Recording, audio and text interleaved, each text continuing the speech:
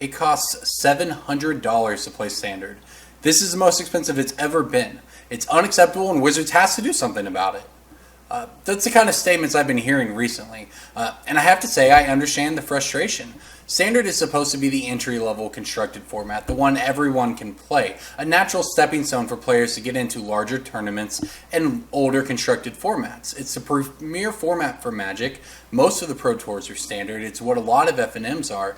It makes a lot of sense, and it's extremely difficult for it to cost $600 or $700 to play a top-tier deck.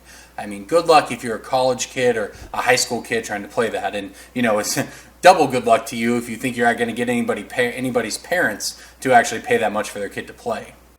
Jace has been stubbornly sitting at $70. Gideon's not any farther behind. So before I go any further, I want to say that I don't think that this is acceptable. It's not good for the community, it's not good for the growth of the game, and it's not good for Magic. But Jace and Gideon are only symptoms of a larger problem. Yes, those individual cards are expensive, but the fact that Standard costs $600 or $700 to play in the first place, that's the problem, and I'm not going to sit here and try to defend that. But I will try to explain why it's not all bad. The complaint today is how expensive Standard is. But if we rewind 1 year, the complaint was how expensive Modern was, and how it was not accessible and it was impossible to break into the format. The community demanded that Wizards of the Coast print fetch lands and all these modern staples that we needed to get in. We got Modern Masters 2. We had a giant fetch land reprint with Khans of Tarkir.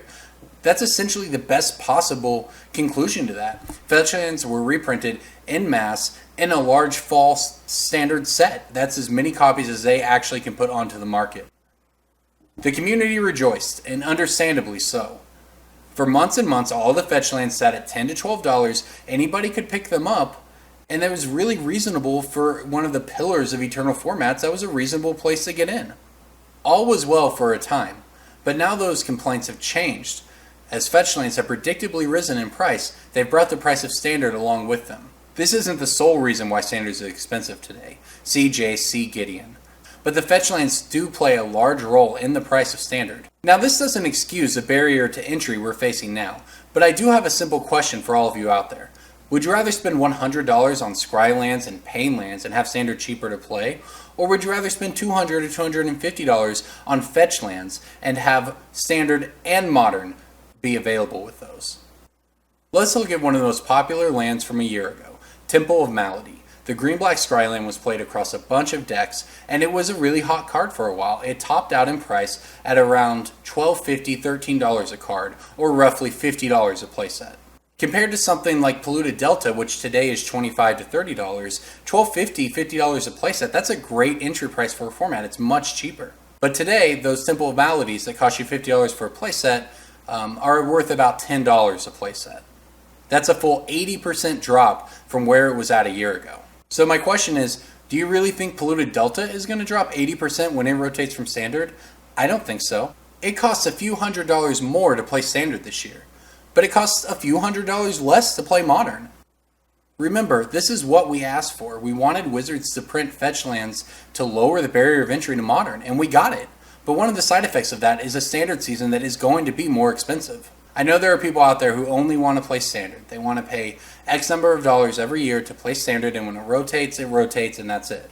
For those people, having a more expensive Standard season is understandably a burden, and I get that, and I honestly wish it was not as expensive as it is to play. But there are others out there who sort of are willing to bite the bullet, knowing that the cards they're picking up to play Standard now will last forever. They'll always be able to play them in Modern or Legacy, and they're not just going to go to their binder and go to waste when Standard rotates in 6 months. In the end, it's a decision we all have to make for ourselves. And I think it all depends on how you look at Magic. Is it something where you spend X dollars per Standard rotation and you play and you love it and you're fine sort of spending the money to enjoy your hobby? Or are you the kind of person who, when you put money into cards, you don't want them to depreciate 80% over the next 12 to 18 months? You want them to hold some sort of value and be usable for a longer time period than that. If so, you're probably willing and able to accept the hit you're sort of taking this Standard season because it will pay off down the road in Modern. It's a short-term versus long-term question, and in the short term there will be pain. That's why we have Standard decks this season that are more expensive than they were a few years ago. But a couple years from now, when fetch lands have been out of print again for a few years and they continue to rise in price, and then you have people who saying, gosh, I really wish I was playing during Khans of Tarkir and Battle for Zendikar to have fetch lands so that I could play Modern. Well, you're going to feel pretty good that you paid a couple $100 more during that Standard season because now you have your fetch lands. It's just a decision that you have to personally make, and I don't like that when we didn't have fetch lands reprinted, people were complaining. They got reprinted, and now we're complaining about one of the known side effects of that. Eternal cards are worth more in Standard than they are compared to cards that aren't in Standard. This isn't rocket science, and this was entirely predictable. The way I look at it, building a Modern deck with Standard-only cards is a feature of the system, not a bug. So thanks for watching, guys. I'm Corbin Hausler. Remember, if you like the videos, to like and subscribe. So I appreciate you watching. Thanks.